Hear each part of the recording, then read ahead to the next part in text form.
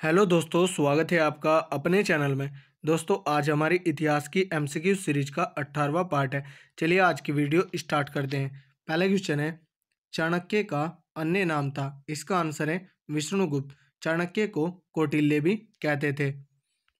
निम्न अंकित में से किसकी तुलना मैकियावेली के प्रिंस से की जाती है? इसका आंसर है कौटिल्य के अर्थशास्त्र से। वह शासक कौन था जिसने राज सिंहासन पर बैठने के लिए अपने बड़े भाई सुसीम की हत्या की थी? इसका आंसर है अशोक। निम्नलिखित में सम्राट अशोक की वह पत्नी कौन थी जिसने उसको प्रभावित किया था? इसका आंसर है कारुवाकी। अशोक ने अपने सभी अभिलेखों में एक रूपता से किस प्राकृत का प्रयोग किया है? इसका आंसर है अर्धमागधी। बिंदुसार ने विद्रोहियों को कुचलने के लिए अशोक को कहाँ भेजा था? इसका आंसर है तक्षशिला में। निम्नलिखित में से वह व्यक्ति कौन है जिसका नाम देवान पियादसी भी था? इसका आंसर है अशोक। निम्नलिखित में से प्राचीनतम राजवंश कौन सा है? इसका आंसर है मौर्य वंश। कौटिल्य या चाणक्य किसका प्रधानमंत्री था? इसका आंसर है चंद्रगुप्त मौर्य का।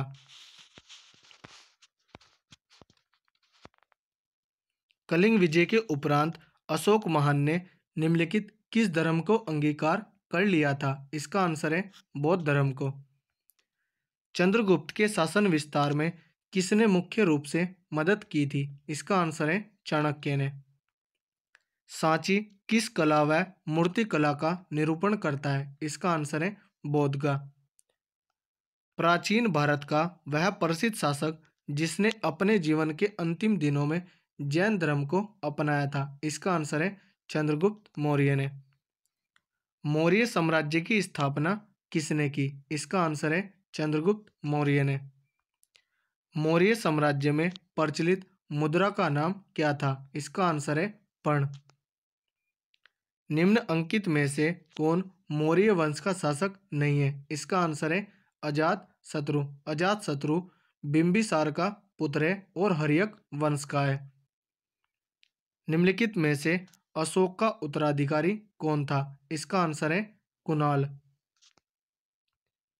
मुद्रा राक्षस का लेखक निम्न में से कौन है? इसका आंसर है विशाखदत्त। विशाखदत्त के प्राचीन भारतीय नाटक मुद्रा राक्षस की विषय वस्तु है? इसका आंसर है ऑप्शन डी चंद्रगुप्त मौर्य के समय में राज दरबार की दुर्भी संधियों के बारे में। मालवा गुजरात एवं महाराष्ट्र किस शासक ने पहली बार जीते? इसका आंसर है चंद्रगुप्त मौर्य ने।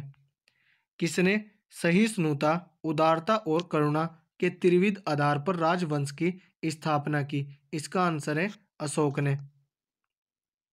निम्नलिखित किस शहर में अशोक के शिलालेख नहीं है? इसका आंसर है पाटलिपुत्र में। अर्थशास्त्र का लेखक समकालीन था? इसका आंसर है चंद्रगुप्त का। नंद वंश के पश्चात मगध पर किस राजवंश ने शासन किया? इसका आंसर है मौर्य वंश ने। मौर्य काल में शिक्षा का सर्वाधिक प्रसिद्ध केंद्र था? इसका आंसर है तक्षशिला। मेगास्थनीज की पुस्तक का नाम क्या है? इसका आंसर है इंडिका। जिसके ग्रंथ में चंद्रगुप्त मौर्य का विशिष्ट रूप से वर्णन हुआ है वह है? इसका आंसर है विशाखदत्त।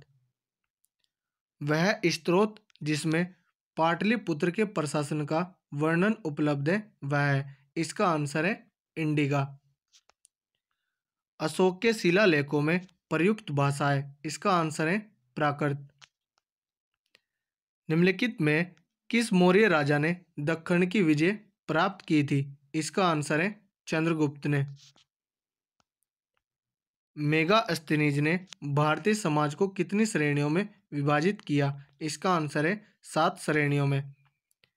कौटिल्य के अर्थशास्त्र में किस पहलू पर प्रकाश डाला गया है? इसका आंसर है राजनीतिक नीतियां। निम्न में से कौन सा क्षेत्र अशोक के साम्राज्य में सम्मिलित नहीं था? इसका आंसर है श्रीलंका। पाटलिपुत्र को किस शासक ने सर्वप्रथम अपनी राजधानी बनाई? इसका आंसर है चंद्रगुप्त मौर्य ने। पाटलिपुत्र में स्थित चंद्रगुप्त का महल मुख्यतः बना था। इसका आंसर है लकड़ी का।